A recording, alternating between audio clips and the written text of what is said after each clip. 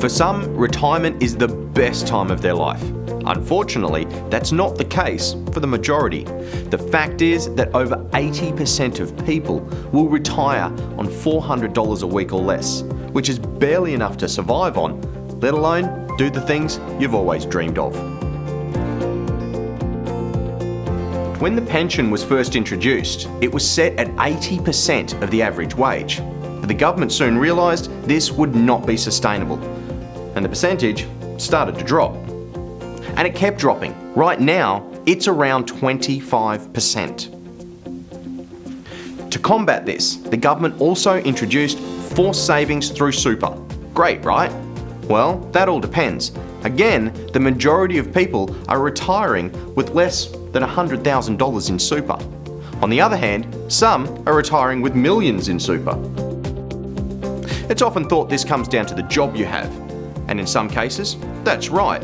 But what if I was to tell you that you could retire with more super than someone that earns double, triple, even quadruple what you earn? It really comes down to how your super is structured. To demonstrate what is possible through super before you retire, we're going to explore the mathematical formula known as the Rule of 72. It's quite simple. The first equation is to take the number 72 and divide that by the interest rate you're receiving. For example, 5%. The equation would look like this. 72 divided by 5 equals 14.4 years for your money to double. Now, the second equation is to then take the number of years you have left until retirement, for example, 40 years, and divide that by the answer of the first equation. So, 40 divided by 14.4 equals 2.7 times your money would double. So, let's look at young Larry, who's 27 years old with 40 years until retirement. Larry has $10,000 in super in a defensive fund earning 5%. Using the rule of 72, we see that the first double of 10,000 becomes 20,000, and that 20,000 becomes 40,000 from the second double. When Larry reaches 67, he'll fall short by 3 years of his money doubling completely again.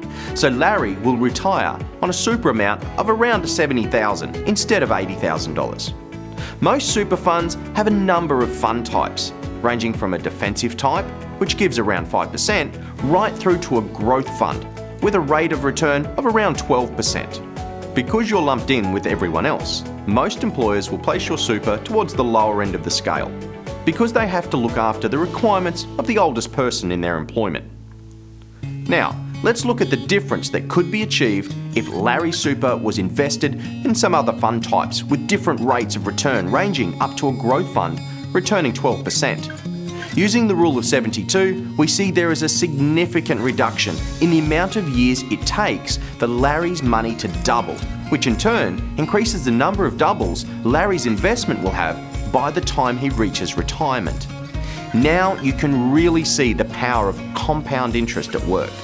There is a significant difference from a defensive fund at 5% reaching a total of around $70,000 compared to a 12% growth fund reaching almost $1 million in the same time frame.